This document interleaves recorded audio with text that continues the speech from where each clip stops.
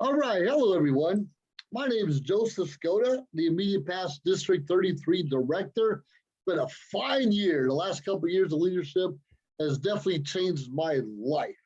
And over the past several months, I started this series called Get More Out of Toastmasters, because a lot of us are getting our paths taken care of. A lot of us are starting to take some club officer positions and others.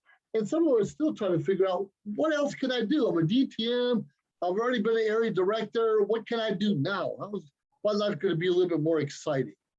Over the past several months, we've had past international directors, past international presidents, past everybody, even district leadership, just try and share a little bit about why we should all not just stay in Toastmasters, but take on new roles.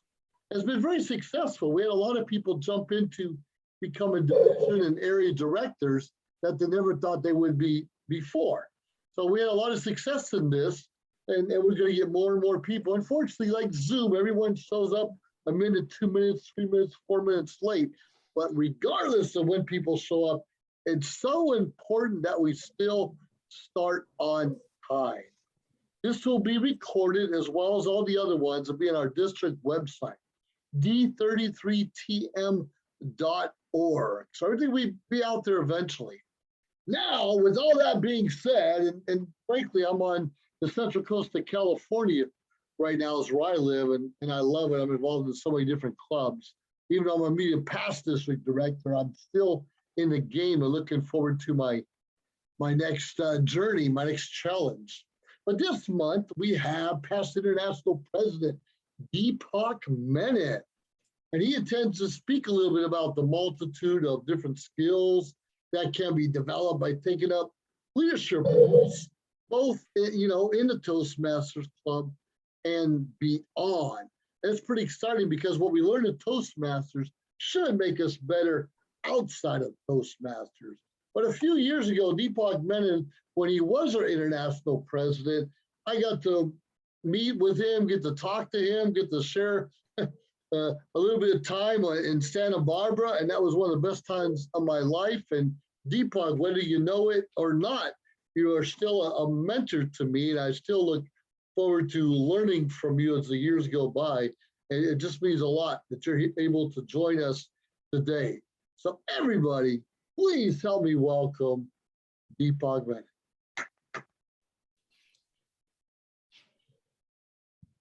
Thank you, immediate past District Director Joseph Skoda. Thank you very much for your very kind words. I have very fond memories from that travel that I did to Santa Barbara, the time that we spent. I did not know that that would be one of my last district visits before the pandemic hit us.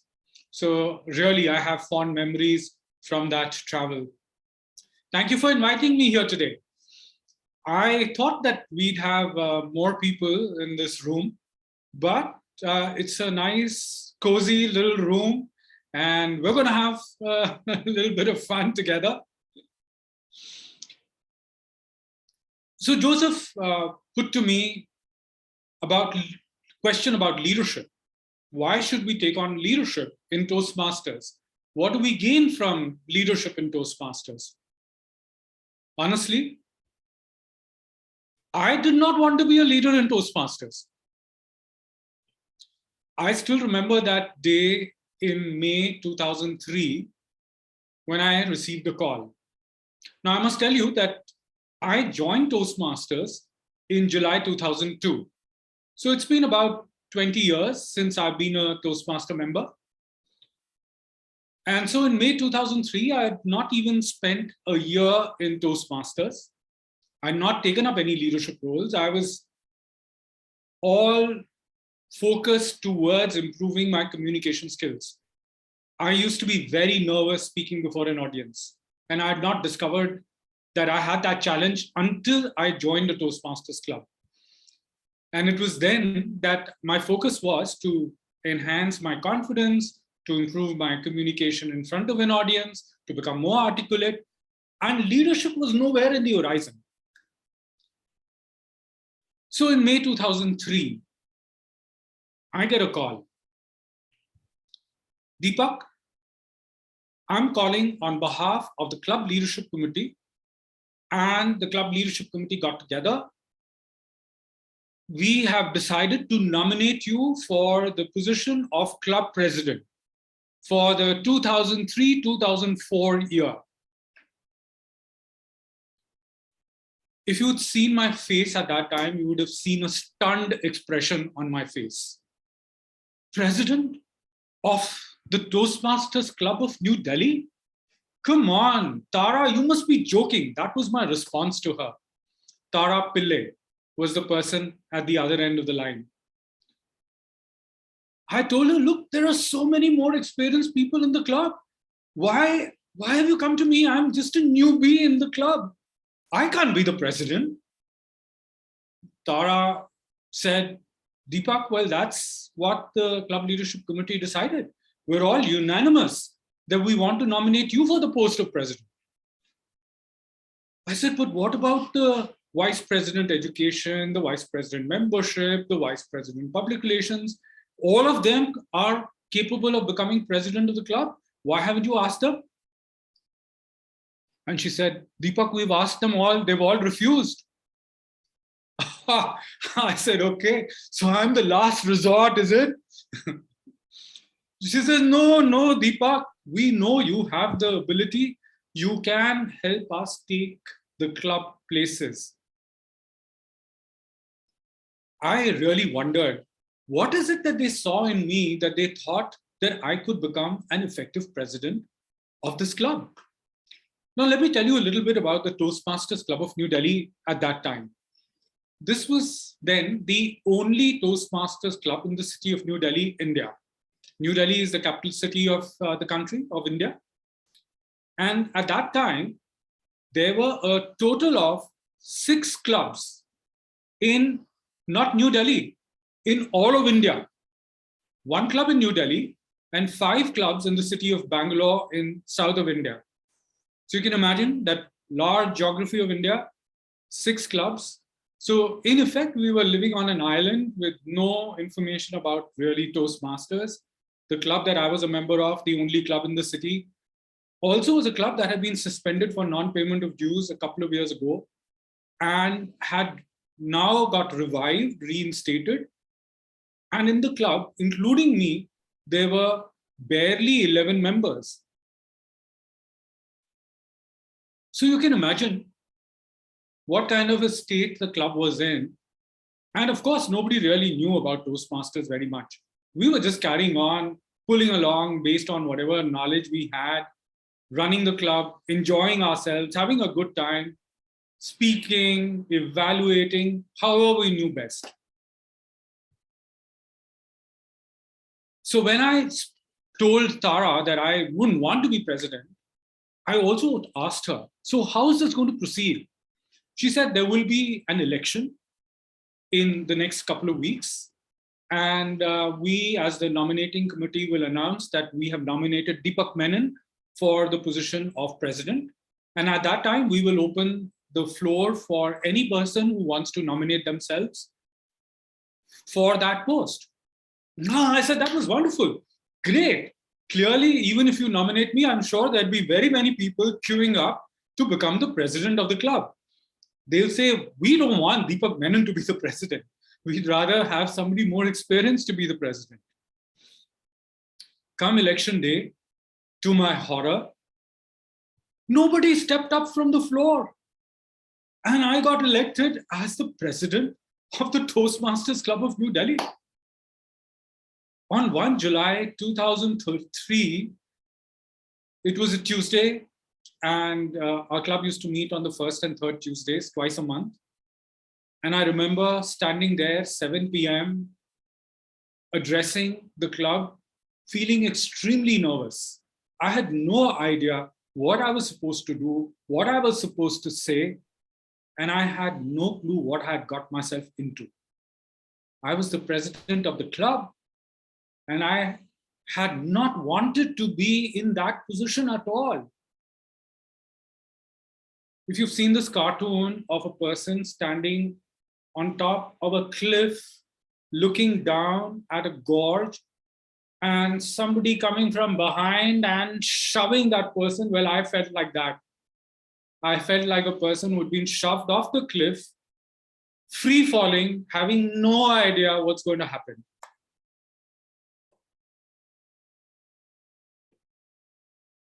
The very next day, I called up the rest of the leaders of the club, all of those who'd been elected, and the immediate past club president. And we decided we must get to meet, we must get to talk as to what is it that we should be doing, what should be our goal. And that day onwards, I started learning lessons of leadership that I never thought I would through Toastmasters. As I said, my whole purpose of joining Toastmasters was to improve my confidence, to become a better public speaker, to be able to articulate better before an audience. And so here, I had an opportunity which I had not looked for. It was serendipity at work. That day, when we sat together as the club leadership, as the executive committee of the Toastmasters Club of New Delhi, the first question that I posed to my committee was, what is the vision that we must have for our club for this forthcoming year? Where should we be going? How should we head in the direction that we need to go? And the one answer that I received from almost everybody in the room was that we need to grow membership of our club. We were at that time only 14 members in the club, and we needed to build our club. But if you had gone around the city of New Delhi at that time and threw a stone which hit 5 people, and those 5 people were asked a question, what do you know about Toastmasters? They would have looked very puzzled. Some of them would have said it's got something to do with drinking. Others would have said, well, perhaps you've got to understand how to make toast. You learn how to make toast with bread, butter, and jam. Nobody would have said that it's got anything to do with speaking or leadership. So really, the problem was building awareness. And so our vision and our mission became building awareness about Toastmasters in the city of New Delhi and making sure that we start building awareness about the Toastmasters Club of New Delhi so that we start attracting new members to the club. And so that became our goal, our mission. And we decided to prepare a plan to be able to effectively accomplish that goal, that mission. All this while, I was learning lessons which I'd never known before. I had not practiced these leadership skills at any time. I had been a lone player. I'd never worked with a team before. My office, I would command and I would expect people to obey. Here, I had to sit with a team of people and we had to work out a consensus as to how we would move forward. It was alien to me. It just seemed so much more difficult. But yet, I was learning along the way. That year, we did manage to build awareness about Toastmasters. Now remember, 20 years ago, there was no social media. There was no WhatsApp, there was no Facebook, there was no Instagram, nothing. We had to depend on print media because there was really no digital media. We had to depend on print media, we had to depend on radio, we had to depend on television for spreading awareness. And can you imagine a journalist coming to a Toastmasters Club meeting to sit around and watch 10 people speaking? Won't happen. They won't come. And we talked to a specialist, a person who knew about how to attract journalists, and she suggested that we do a special event and then invite people from the press. And she said she had some contacts and she'd help.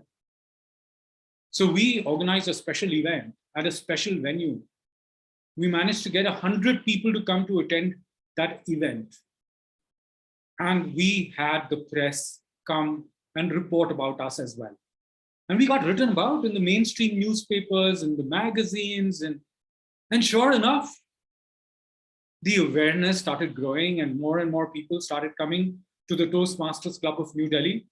I'm happy to report that on 30th of June 2004, when my term as the president of the club ended, we had grown from 14 members to 40 members. Because we had so many members in the club, now there was a lot of demand for slots, speaking slots, slots for roles that we had to meet weekly instead of twice a month. That club, the Toastmasters Club of New Delhi, went on to become the mother club of many other clubs. Today, that club has helped charter multiple clubs and has been the inception point of 2 districts. In fact, there are 3 more districts which are going to come up effective 1 July 2022 in that same region. So 1 July 2022, that one club would have become 5 districts. My friends, I learned about Toastmasters leadership and all the skills that Toastmasters helps us build through that leadership in that 1 year. It was more than doing an MBA. You don't need to go to business school. All you need to do is to become the president of a Toastmasters club. And you learn so many skills that you couldn't even imagine you would. You learn about planning, having a vision, having a mission. You learn how to execute your plan. You learn how to work with a team. You learn how to manage conflict, because when there are people together, there is bound to be conflict. Unless, of course, we're all clones of each other, then we'll all be having the same thoughts and the same ideas. But we are not, unfortunately. And so everybody has their own experiences, their own thoughts and ideas. And so there will always be some amount of conflict. And conflict need not necessarily be bad. Conflict can be good as well. But how do you manage conflict is important. And we learn that skill through Toastmasters. I learned how important it was to shed my ego. Yes, I might know a lot of things, but everybody feels that they know a lot of things. So it's important to shed our ego, to be able to actively listen to people. Because when we are full of ego, we refuse to listen. And when we refuse to listen, we become autocratic, we demand rather than are willing to build consensus. And I learned that through Toastmasters. I learned how to be a team player instead of being a lone player. I learned how to effectively delegate, manage, and control, and yet not look over the shoulders of other people. The skills that you learn, and as a leader in Toastmasters, you can't learn anywhere else. It's not possible because you're learning by doing. Everywhere else, whichever college, university you go to and they talk about leadership, it's all theory. You don't practice leadership there. So you've got to come to Toastmasters if you want to practice leadership and you want to take on those leadership roles if you want to be an effective leader. You might ask, but why do I want to be a leader? What do I gain in my workplace? I'm not a leader. I'm perhaps a one-man entrepreneur, or maybe I've just got 3 or 4 people along with me. We don't need to be leaders. But the fact is that we are leaders, whether we like it or not, in every sphere of our life. We have to take on leadership roles. There are times when we are leaders, there are times when we are followers. But the fact is that we are all leaders in one way or the other. We have to lead ourselves in the first place, and we have to lead others too. So it's important to learn those skills. In my opinion, in fact, these are life skills. The way we lead our life is the way we can be better leaders. So I learned an enormous amount about leadership in that 1 year, 2003, 2004, as the club president of the Toastmasters Club of New Delhi. And when the year was done, I thought my leadership journey was over. You must remember, we still weren't very many clubs in India at that time. We were not a district. We did not have a division. We didn't have an area. Nobody had heard of anything called a district. So really speaking, the club president was the highest one could climb in leadership at that time.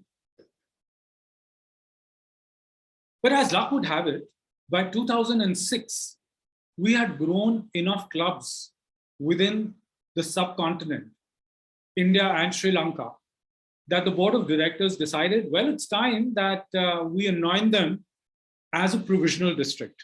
And we became District 82P.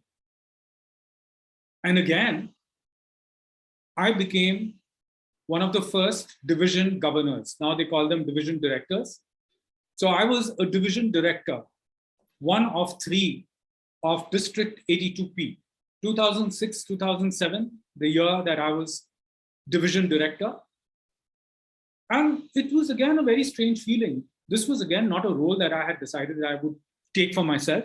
It was thrust on me because there was nobody else available.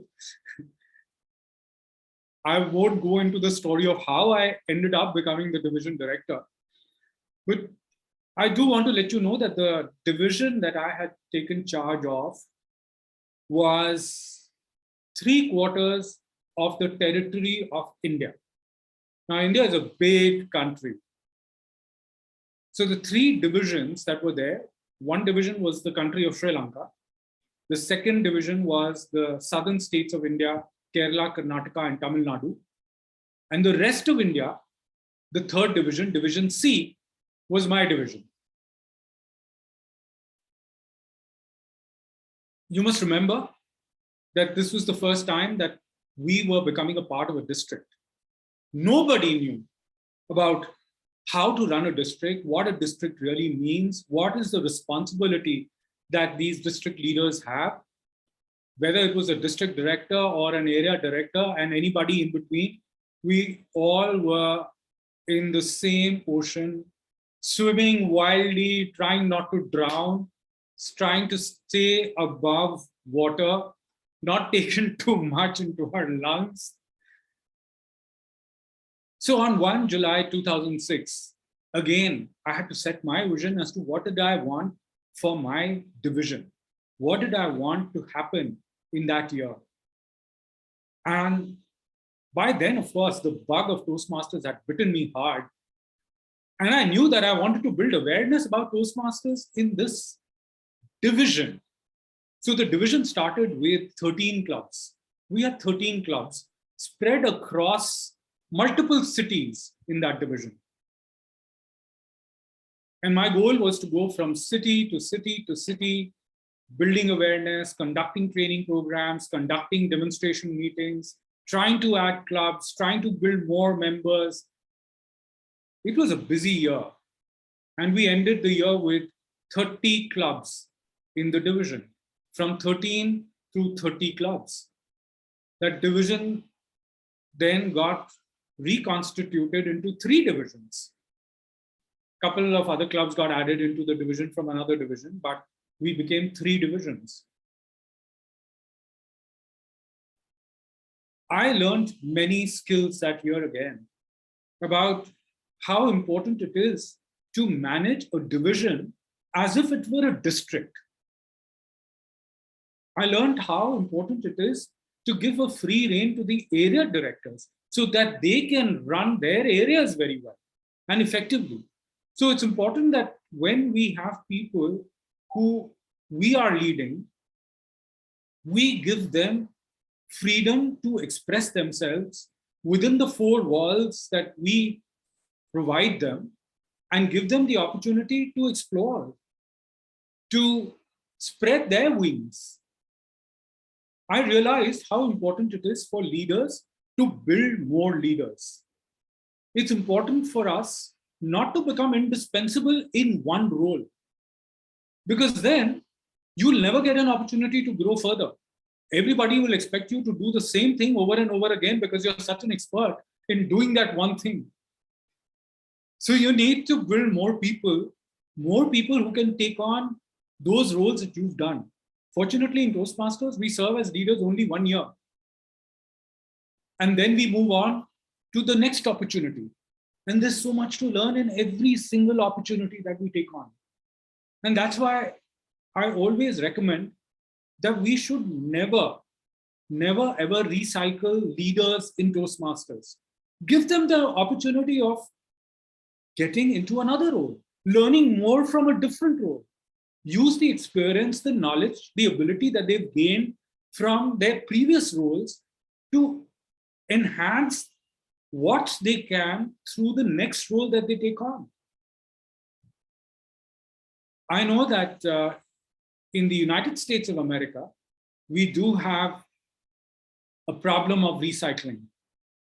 And that's perhaps because we've not been able to sell the benefits of leadership to our members effectively.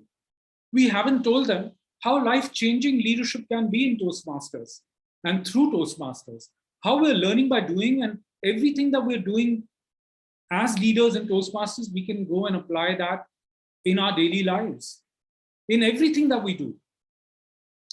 So when I became a leader in Toastmasters, what I learned as the club president, what I learned as the division director, I started applying in my workplace. So I'm a chartered accountant by profession. If I were in the United States, you'd call me a CPA.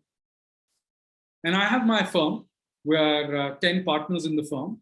And I am responsible for the general administration of the firm. I'm also leading the tax team. I specialize in direct taxation and cross-border taxation, international taxation. So I have a team of people working with me. I've got a couple of other partners who report to me. I've got a set of associates who report to me. Prior to my Toastmasters experience, my leadership style was very different from what it has become today, thanks to all the experience and the knowledge that I've gained through Toastmasters. I've been able to apply all the skills that I've learned of leadership, and I've been able to use them in my profession.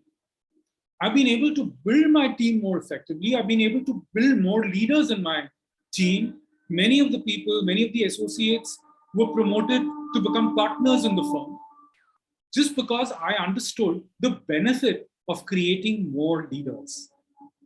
I understood the value of working with team, building consensus rather than being autocratic. I learned how to give effective feedback.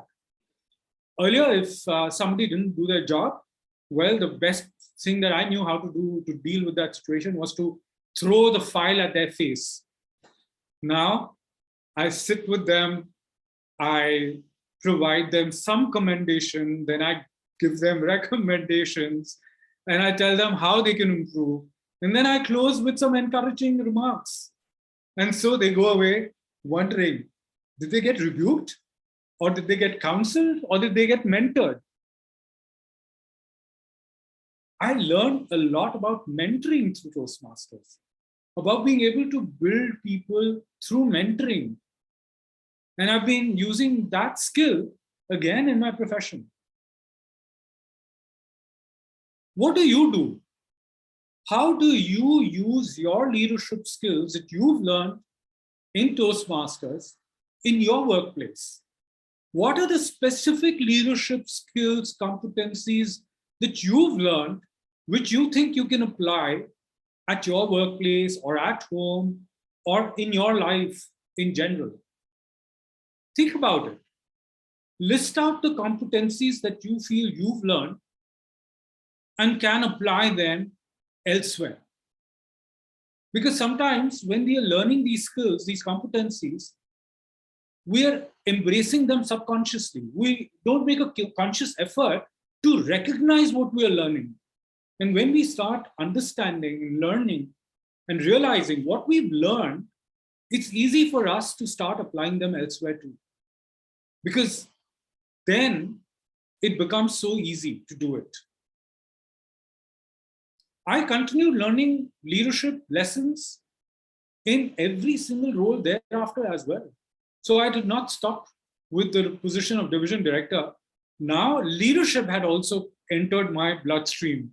And I was a willing leader going forward as the club growth director. Of course, at that time, the titles were different. Lieutenant Governor Marketing, Lieutenant Governor Education and Training, District Governor. But now you call them Club Growth Director, Program Quality Director, and then District Director. By the time I became District Director of District 82, we were now a full district. We had grown into more than 160 clubs the year I became District Director, 2009, 2010.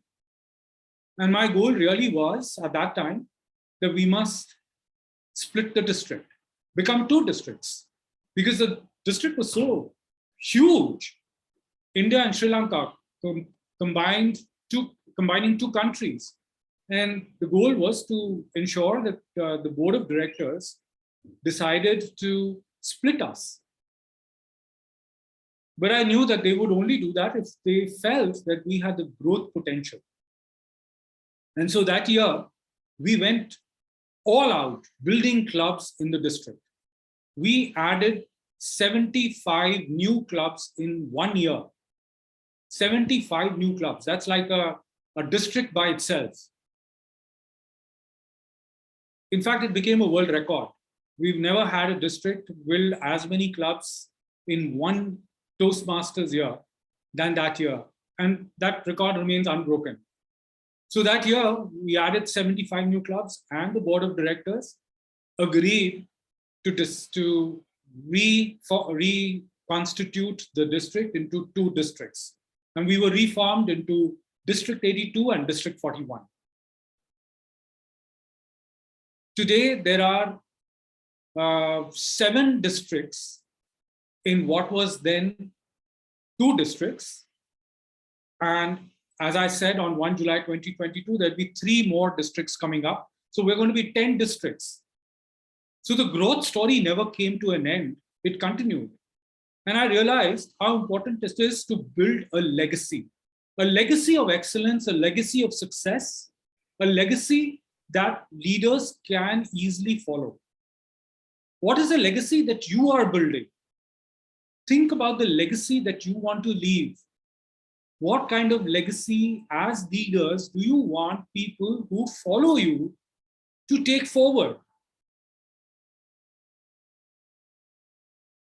I learned how important it is to ensure that we leave this legacy of success. Success that doesn't happen just 1 year or 2 years or 3 years, but is lifelong. And that's how we can build generations. My leadership journey continued beyond the district. I learned that there were opportunities beyond the district as well. And it was thanks to the mentors I had who explained to me the benefits of taking on those leadership roles. Past international president Dilip Abesekara has been my leadership coach, leadership mentor ever since 2007.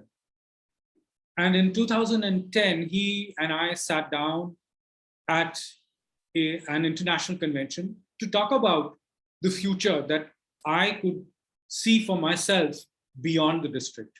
And he suggested that I apply for the position of the region advisor. And I did. 2011-12, I served as region advisor for Region 13. If I had felt that I had learned so much as the district governor or as a district leader, I found out that there was so much more that I could learn as a region advisor. Because now I was responsible for multiple districts, for mentoring the district leaders of multiple districts. And my horizon widened. I was able to now see this entire world of Toastmasters unfolding in front of my eyes. So far, I'd only been living in my own district, understanding what my district was all about. But now I realized that there were so many multiple districts, each one of them unique, each one of them having their specific challenges and so many similarities as well. The one thing that I clearly understood, that every single Toastmaster in the world wants to be successful in Toastmasters, wants to learn skills that they join Toastmasters for, whether it's communication skills, whether it's building confidence, or it's leadership, or it's just about networking. But everybody wants to gain the skills, become better leaders, become better communicators. And I realized that everything happens at the club. All that we do is initiated at the club. And so if we are able to build our clubs to be the best clubs in the world, provide the highest quality club experience to our members, not only will the members' needs be fulfilled, but we are also going to be able to retain those members. They are not going to go anywhere. They want to stay on with the club all their life. And wouldn't we want that to happen? Wouldn't we want satisfied members staying on, wanting to learn, coming back to Toastmasters, practicing the skills that they need to apply outside Toastmasters? I learned how important it is to convey to our members that Toastmasters is a safe place where we support each other. It doesn't matter even if we fail in Toastmasters or trying something new. But if we don't try something new, if we don't experiment, we won't learn. So give rein to your creativity. Let it go forward, explore, experiment, because Toastmasters provides us a laboratory of learning where we can go ahead and be who we want to be. When we provide such support to our members, they clearly can flourish and grow and improve. And we can do that when we are effective leaders.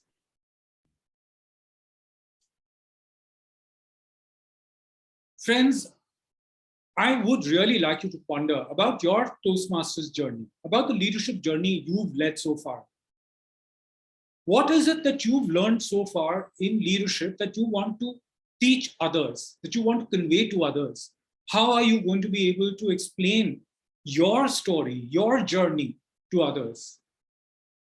How are you going to be able to inspire and motivate and encourage others that you touch to come and explore and experiment through Toastmasters so that they can build their own lives and improve their life journey? It's important that we don't keep this to ourselves, the store of knowledge and experience and the abilities that we've gained. And also consider what is going to be the next step that you're going to take. Your journey isn't over. I may have served as the international president of Toastmasters International. There is no other leadership role beyond that. But I've gone back to my club. I've gone back to my home clubs. I go to every single meeting of my home clubs. And I've started serving as a mentor to many of my home club members. I've decided I'm not going to take on any other club executive committee positions because I want to give those Toastmasters the opportunity to gain skills that they haven't gained yet. But I'm there to support them, to give them the wings that they can use to fly, to flourish. How many people are you mentoring? How many people are you supporting? And how can you ensure that you give them the wings that they can fly? My friends, I urge you all to consider taking up leadership roles if you've not taken them before, becoming mentors, coaches, and helping build others. Because it's only when they realize how Toastmasters can build leadership skills that no other school, college, or university can build for them. They will not come back to you and say, hey, I don't want to be a leader. Back to you, Mr. Toastmaster. Thank you so much, Deepak. It's amazing some of the things you're talking about because I too never thought I'd be a leader, nor did I care to be. But it kind of sticks with you. It is what it is. And Toastmasters opened up some different opportunities for me outside the district. I'm actually going to be involved in a veterans organization where I'm going to be number 3 in the state of California next Saturday. I'll get elected. So the skills I learned here, district director, about 3,000 members or so, I'm moving up to an organization where there's going to be 70,000 members, more or less. And all the Toastmasters, learning a little bit about leadership, and more importantly, self-confidence, that everything we do makes a difference to other people. Besides that, I really want to ask you, Deepak, you said something, and I agree with you, and you also said the United States has a problem with this, recycling our leadership. Many of us go back around, become area directors again, division directors again. How do we break that cycle? As I mentioned, I think it's important that we're able to market leadership better.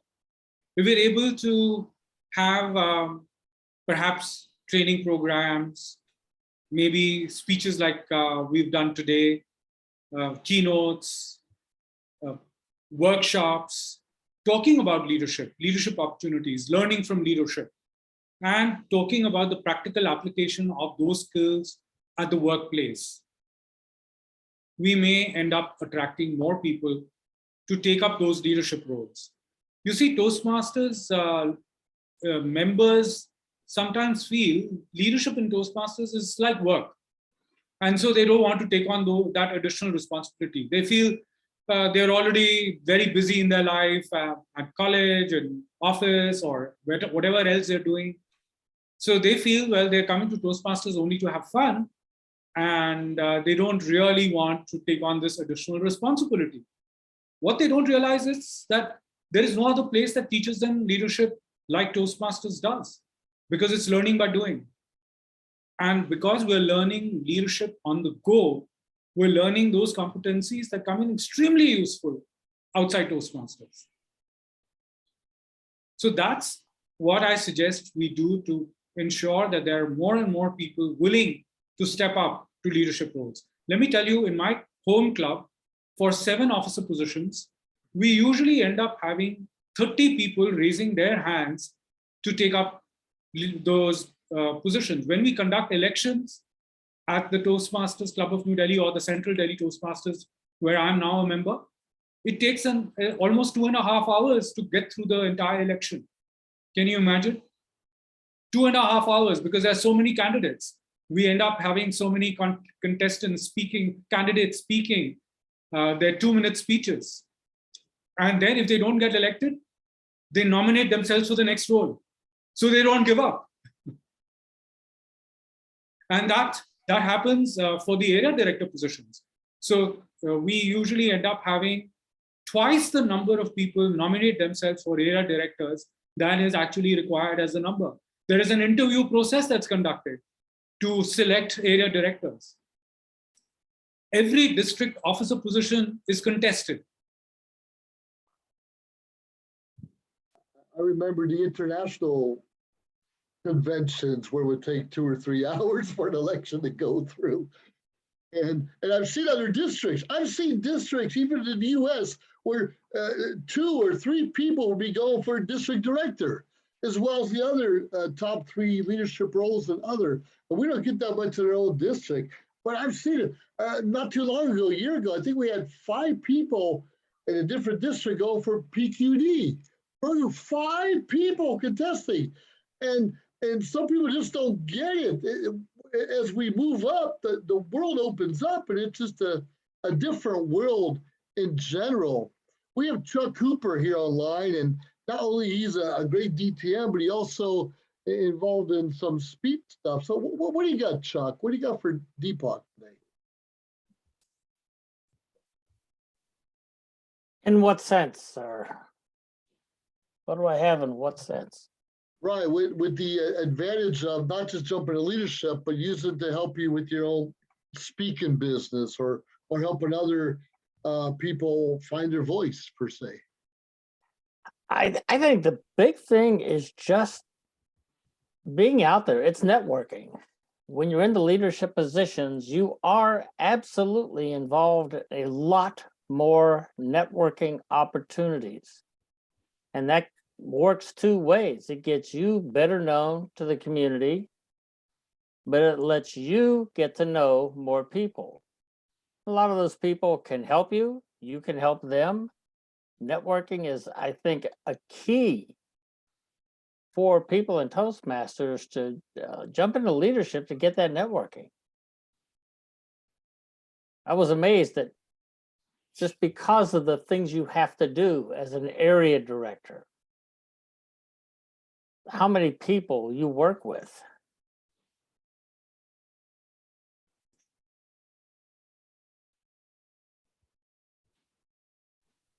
Back to you, Mr. Toastmaster. No, absolutely. That's great. In fact, we even have David Boberg here, who was one of our division directors a couple of years ago, and he moved halfway across the country. But yeah, he's still actively involved in our district and probably other districts also, trying to get the information he needs to beef up his own career and his own knowledge so he could continue pressing forward. So David Boberg, probably one of the smart ones, has earphones on, so he can hear everything. Do you have anything for Deepak tonight? Well, thank you very much, Deepak, for coming tonight. From my experience in leadership, well, first joining Toastmasters was stepping outside my comfort zone. And then when someone asked me to be an officer, that was a step outside my comfort zone. It started growing. Then it became VPE. It got bigger. And then president, it got bigger. And then when I became area director, it was much bigger. Like as you said, and as my friend Eric Browning in Conejo Valley Toastmasters said, it just gives you a total new position, another view on what Toastmasters is all about. And it just was exponentially different when I became a division director. Was I perfect? No. Did I learn a lot? Absolutely. And I think there's two things. In our mission statement, it says we build confidence and speaking skills. And becoming those leadership roles, each one, it gave me much more confidence than just being a non-officer in the club. And there were much more speaking opportunities. I'd like to hear what you think, Deepak, about that. But people may not want to be a leader, but becoming a leader, it supercharges your experience in Toastmasters because you take on more speaking opportunities. You go start speaking to other clubs intentionally, repeatedly. What do you think about that? I think that's one of the ways to sell being a leader. It helps supercharges your communication skill building and confidence building. Absolutely. One of the major competencies that an effective leader must possess is good communication skills. Communication and leadership go hand in hand. If you're not an articulate communicator, you cannot be an effective leader. So therefore, you actually do build the skill of communicating. You do get those opportunities, multiple opportunities, when you are a leader. And the higher you go in leadership, the more opportunities you get. In fact, as a district director, I'm sure Joseph has had multiple speaking opportunities that he never did have, even perhaps as the club president. Of course, as the club president, you address the club every single meeting because you open the meeting and then you close the meeting. And so you have multiple speaking opportunities. But then as the district director, every day of the week, you're speaking somewhere or the other. You've got to talk to your own team. You've got to convey messages to your team. You've got to encourage them. You've got to inspire them. You've got to cajole them. You've got to persuade them. And all of that is through using your communication skills. So indeed, yes, that's a selling point for people to take up leadership. Because a lot of people say, well, I just want to focus on communication. I don't want to become a leader because I'll not have that opportunity. Of course, there are some who are focused on becoming the world champion of public speaking, and they realize that they can only do that if they don't step up into district leadership. But then there's only one person amongst 40,000 who start their world championship journey who end up becoming the world champion. So you can tell them that if they succeed, fine. If they don't, come to district leadership. You'll get so many more opportunities. And once you've been a leader, practiced communication skills, you can go back and try to be world champion at that time. Thanks. I totally agree with that. A few years ago, when I was area director, I guess I was doing a good job because a president of a club took me to the side and gave me a phone call, says, will you be president of our club?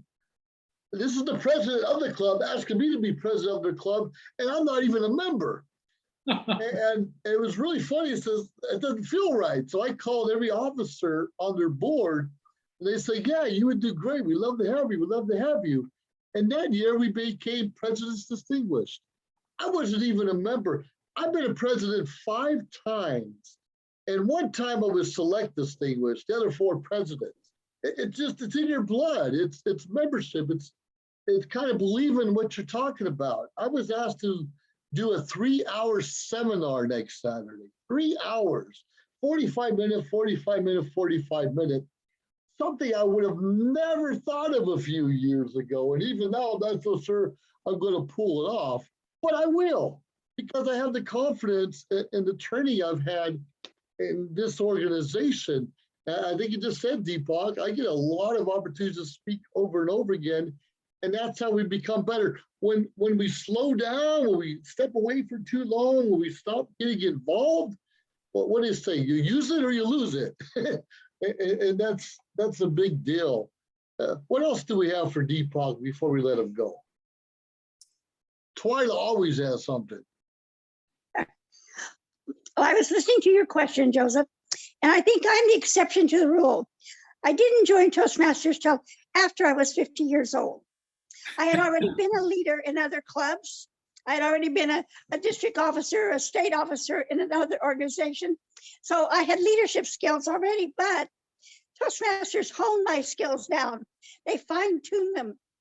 And so I went from president of a club to area governor, to division governor, to district contest chair, district chief judge, district conference chair, and district secretary. And I finally said, that's it.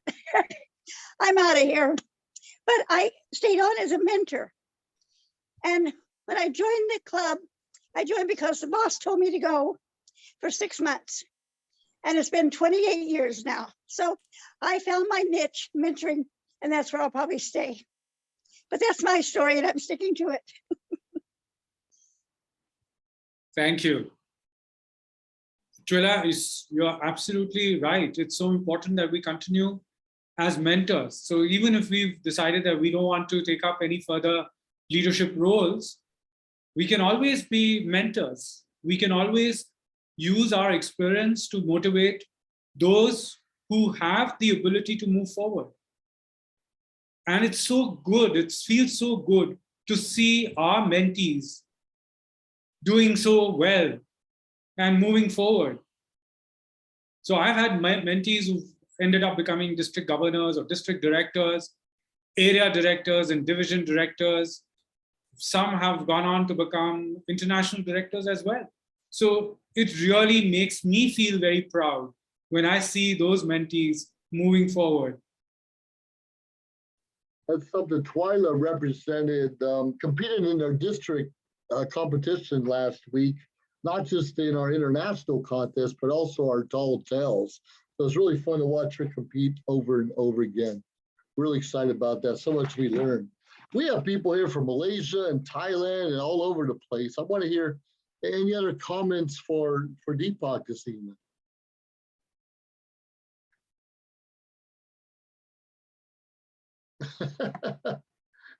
Well, all right, Eliza, what do you have? You always have something. Good morning or good evening there. Okay. Good morning, Deepak sir, and also good evening, everyone. Actually, I also part of District 33, and I have a lot of mentors here, and they teach me about leadership. And the best thing that I learned about this district is all the mentors, that all the leaders is so humble, and they never show off that they are the district director. So when the first time I met Joseph Skoda, I never thought that he's a district director, and I just play around with him. And I thought he just like somebody normal Toastmaster. And when someone said he is a district director, and even I asked, what is a district director? Because last year I was so naive. And when I met Deepak Menon for the first time, I also said, who is he? I know him in so many, I know that his name is very famous, but I also never realized that I met him virtually in District 33 the last 2 years. I believe that. So now I realize in my journey in Toastmaster, many people has changed, especially from physical to virtual. And now we are returning back to hybrid and physical.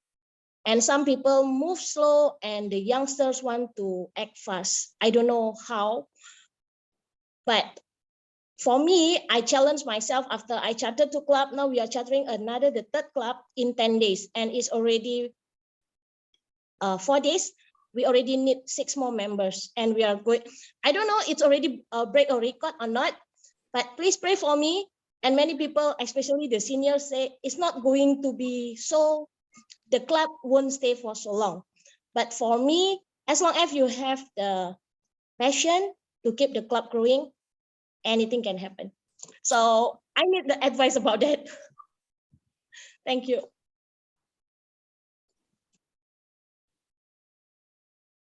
Eliza, I'd say best of luck. And what you've been advised is very true, that the club is not just being chartered for the sake of being chartered. It's being chartered because it can help the members improve and grow. It's an opportunity for those members. So ensure that the club provides the highest quality club experience to those members. Understand what are their objectives, what is the goal that they've joined Toastmasters to achieve, and help them achieve those goals. So then you can ensure that you have a club that continues for a long time and goes over multiple years rather than fizzles out very quickly. So that's should be the approach. That's how you got to manage it. Make sure that you're providing a lot of mentoring and support to the members of the club. Make sure that you have experienced members come and mentor the members of the club. So that's how you can ensure that the longevity of the club. And we've got Francois who's raised. Francois is waiting. Hello, good. Let me lower my hand. All right. I'm from the Caribbean. I'm from the Caribbean island of Antigua and Barbuda, and it is almost 11 p.m. my time. And my question to the leader, presently, is a lot of my fellow VPEs are afraid to step up to the role of president because the VPE role actually was or is very challenging, and it really takes a lot of your focus.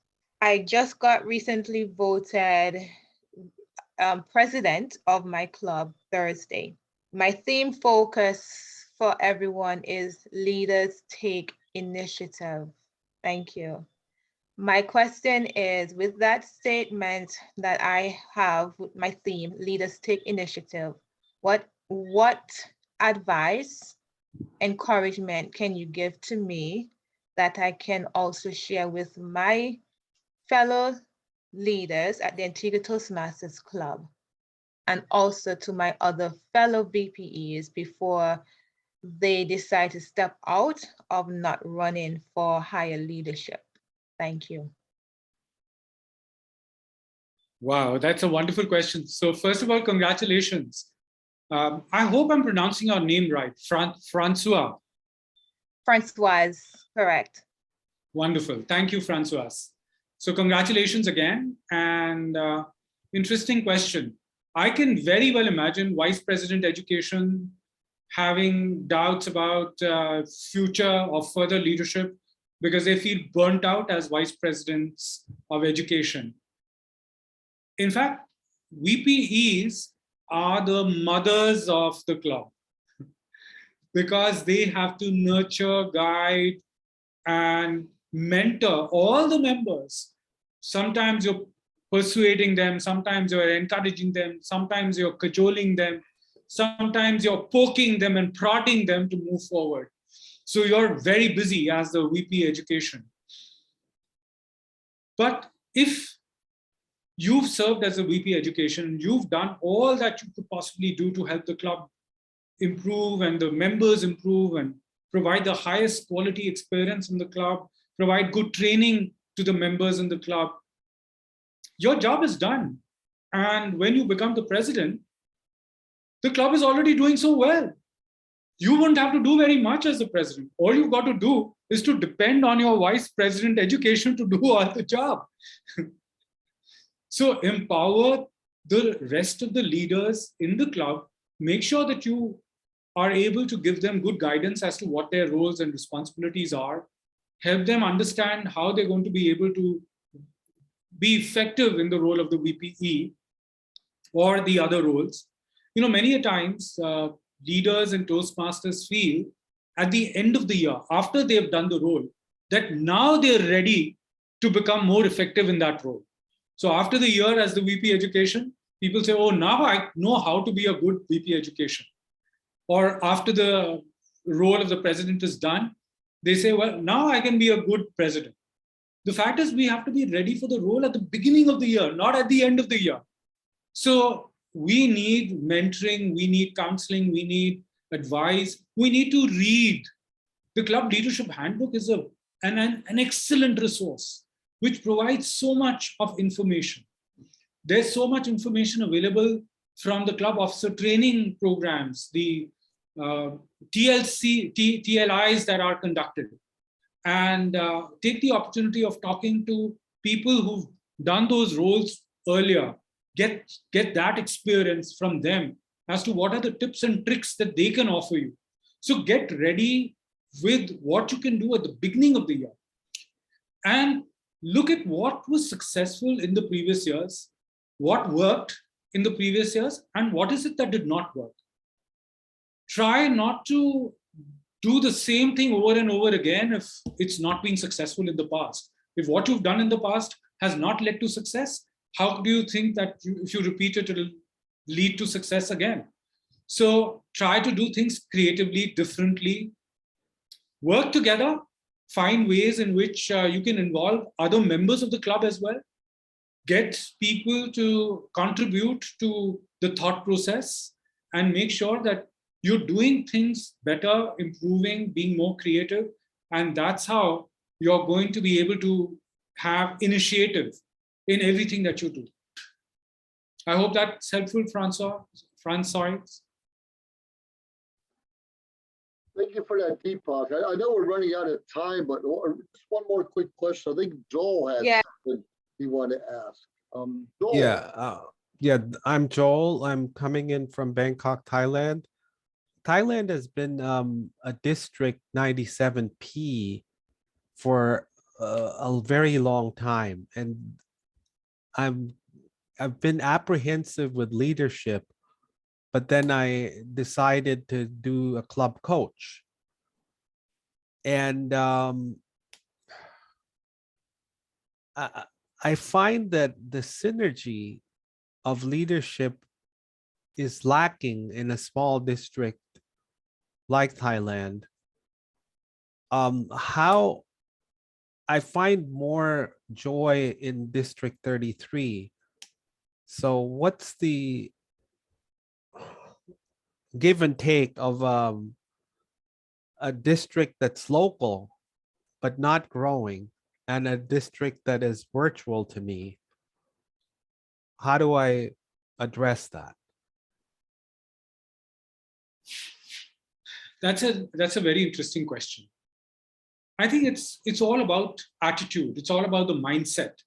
What is the mindset that we have? It's the mindset that we can't grow, we can't do anything well. Just because we failed in the past does not mean that we will continue to fail, that we can never do it right, that we can never grow. I completely agree. 97P has had a disappointing past, but that doesn't mean that it should continue to be disappointing in the future too. Consider all that has been done in the past, which has not worked. what are the challenges and the obstacles that you faced in the district in the past year. So it's not just Thailand, you've got multiple countries within the district. I think there's Vietnam, there's Laos, there's Myanmar.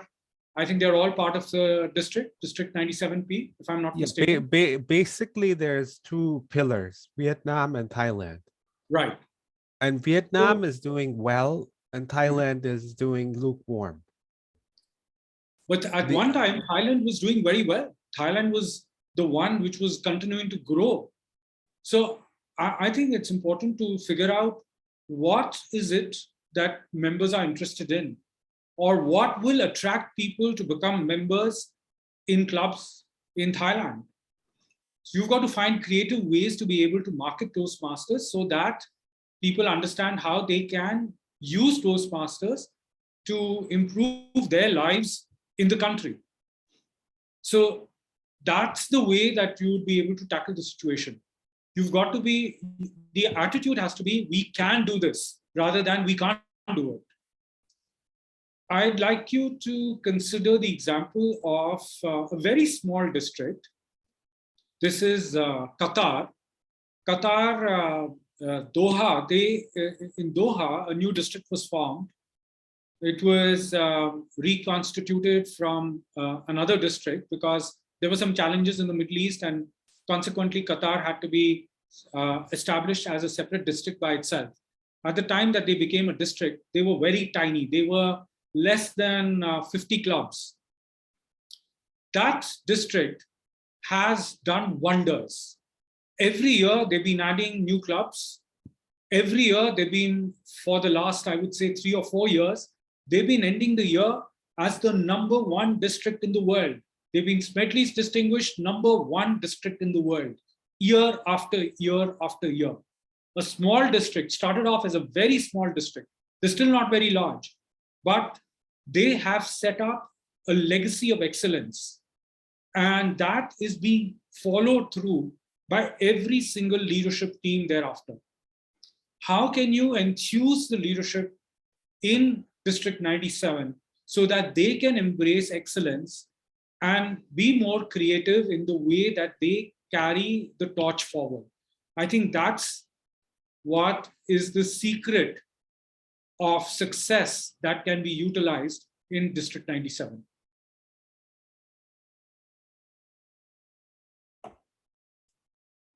One of the challenges that I feel in District 97 that the leadership is apprehensive is setting up bilingual or full Thai language clubs, because the competency of English is not as wide. The previous focus is, I'm a local and I want to have a foreigner, a native speaker. And that's a really shallow way of thinking, because there are some younger Thais that do speak very good English. So it's a mix of culture, a legacy of culture that's come through, but Toastmasters doesn't believe in that. But the leadership is not trying to grow the Toastmaster Club in both the English track, the bilingual track, or in the Thai track. And the Thai track would be the biggest area of growth, in my opinion. I think you may have focused on the exact problem that may be facing the district. The fact that perhaps our leaders, the leaders in District 97, are not forward-looking, don't realize the scope and the magnitude of learning that is possible through the vernacular language or using vernacular language clubs. There are many countries where vernacular language clubs have been formed. Multilingual or bilingual clubs have been formed, and they're doing very well. I think countries like in Indonesia, in Malaysia, in Japan, in Korea, China, they're in Taiwan, even now in India, we have clubs which are bilingual or are in the vernacular. So I think the fact is that communication and leadership can be built in any language. Language is not a barrier. English is not the only language that teaches leadership and communication. So I think there is that opportunity that should be explored and should be given the freedom to grow.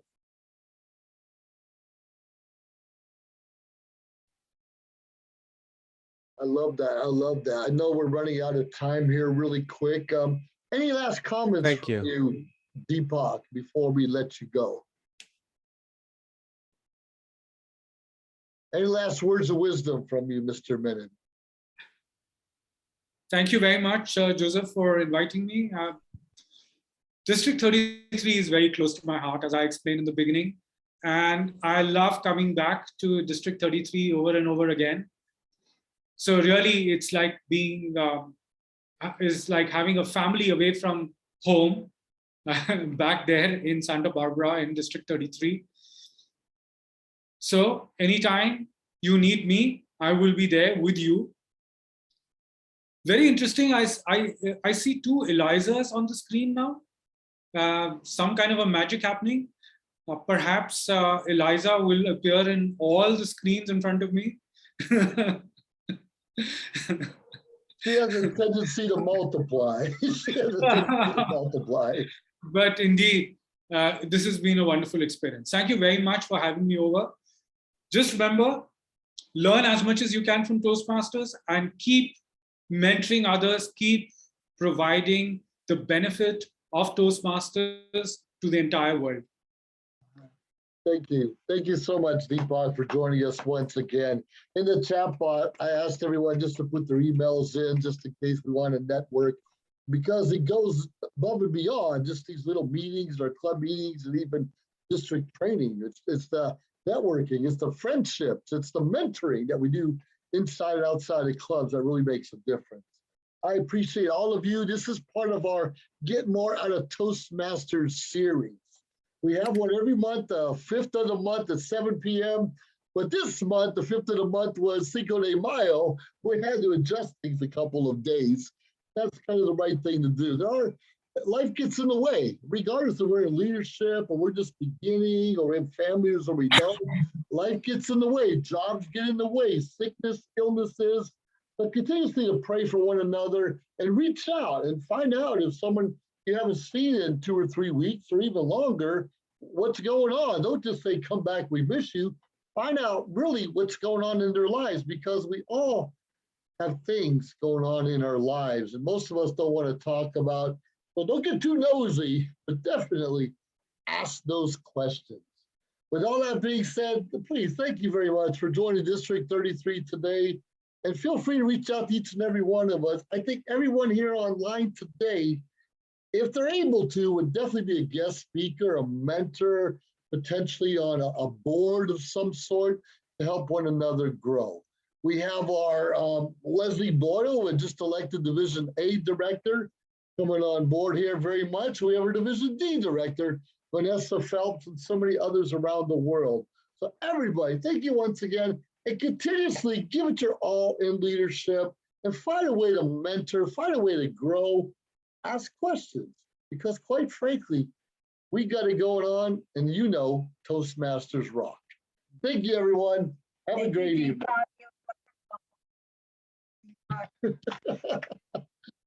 All right, thank you, everyone. Thank you, everybody. This recording will be on the website probably the next couple of weeks. Okay. Have a good Bye, night. everybody. Happy Mother's Day, everybody. Happy Mother's Happy Day. Mother's Thank Day. you. Good night, Happy everybody. Mother's Day.